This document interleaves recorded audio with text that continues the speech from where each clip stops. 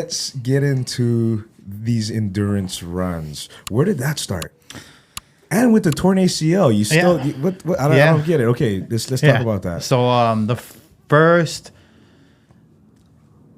So after I got healthy from both my injuries, I started going to the gym. I started with my elbow. I was a little restricted on lifting heavy weights.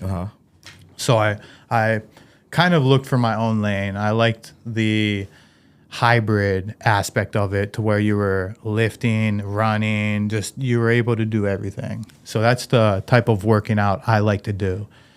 Me and two of my friends, Brandon Keppa and Alfred, us three were working out at UFC consistently, and I signed us all up for a Spartan Ultra. I had no idea what it was. I did not know it was 30 miles. I did not know it had 60 obstacles. I just thought I seen it was the hardest one. I was like, we're on the Goggins. Let's go.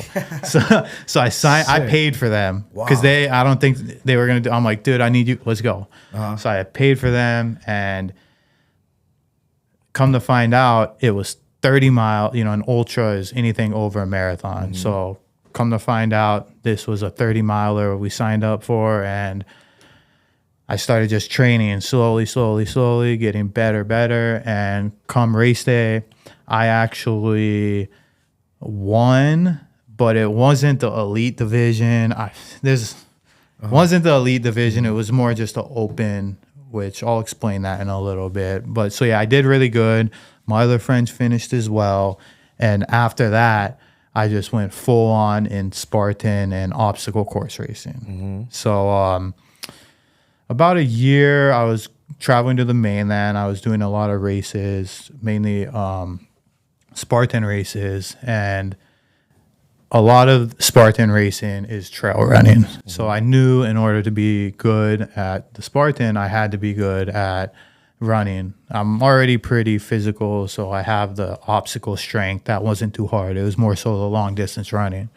So I'd start to increase my running, and over time, this last 6 months really have been pretty defining for me, to where I won the Spartan Ultra in August, and then about a month later, I won a 30-mile trail race at Tantalus called Hurt Hawaii's Tantalus Triple Trek. And then a month later, I won the Peacock 55-mile run up at Peacock Flats. Yes. Damn. A lot of hills, high elevation. Yeah, a lot of 12,000 feet of climbing across 55 miles. So I won those three, and then the big race I had was the Hurt 100. So it's one of the hardest 100-mile races in the world. It's at Tantalus. It's 100 miles with 25,000 feet of climbing, which is you're going uphill 25,000 feet. You're coming, it's basically just up, down, running, up, down. A lot of hiking.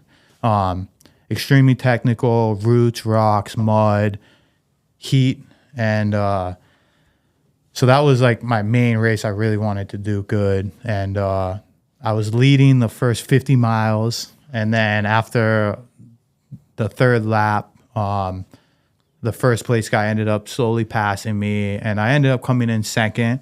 I had a 22-hour finish, which that puts me, I believe, I'm still waiting for confirmation, but that is the fastest local finish of all time. And they've been having this race for over 20, 25 years. Wow. And congratulations on that. So, and then since then, I've just continued to race. I've won IA Loop maybe like a month and a half ago. And then I came in second at another Hurt race at Tantalus. And I just got back from Oregon for my 100K, which is a 62-mile race. So the crazy thing about that race is I didn't win, I didn't podium, I didn't come top 10, top 20, or top 30. But that race I'm probably the most proud of. My time, my splits, one of the fastest races I've ever ran. It's the group of people that were running that race, it was probably the best in the United States because it was a qualifier for a pretty big U.S. national race in Spain.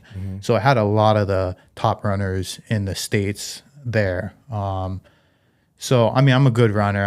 I don't think I'm one of the best. I think I'm good. I can endure. I'm not really fast. But I know my lane. So I didn't win, you know, I didn't necessarily even place top 30, but the reason I'm so proud of that finish is because from mile 10, I wanted to quit. That's the worst I've ever been. I kept telling myself, I pushed myself so hard the first 10 miles trying to keep up with that pack. I was running their race instead of running my race. And from mile 10 on, I was in my head, literally, you're by yourself. Yeah, there's other people racing, but you don't really see them. You get by yourself. You're in your thoughts that whole race. And I just kept thinking, man, I'm in so much pain. I want to quit.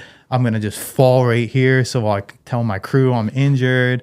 I was thinking of every excuse for 8 hours just to get out of it. And I just kept pushing through and pushing through. And 10 hours later, 60 miles later, 62 miles later, I finished, and I tell you, I'm probably the most mentally strong I've ever been in my life, which I'm super proud of, because physical is one thing, but you know, your mind is everything. And I feel like your mind puts restraints on your physical capabilities. Just like Goggins said, the 40% rule, right? Most people give up at 40% when you still have 60% left in the tank. So I kept telling myself that, kept just digging in my box of goodies. With, you know, a lot of times when you're going through that mental pain, and, you know, I look for stuff I've overcome to get me through it. You know, for instance, moving down here at a young age, you know, making my way through Hawaii. Another thing I look at is one of my best friends, Brandon, his girl, Des, who is me and Shalea, me and my wife, one of our best friends. She has cancer, and she's already my age, you know, 30s, and she pushed through it, and she's overcome it. And I remember going to the hospital multiple times, and, you know, one time really stands out to where she was just crying and saying, you know, she doesn't want to go on anymore, and it's too much pain. And man, I'm just getting chicken skin just thinking about it. I think about that all the time, and, you know, that type of pain is nothing to what I'm enduring, or, you know.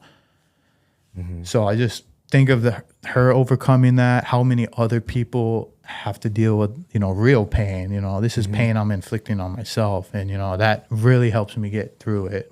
As well as my auntie is from Thailand. My uncle John, who owns the company, his wife, who's my auntie, she's from Thailand. Her family still all lives in Thailand. And just looking at where they come from and what they live and how happy they are with nothing, you know, makes me realize that, hey, you know, I'm doing all this to myself to become better. And, you know, that really helped me get through it. Just digging down and thinking of stuff you've overcome in life. So we made it through it, and we're on to the next one. We got some big plans coming up.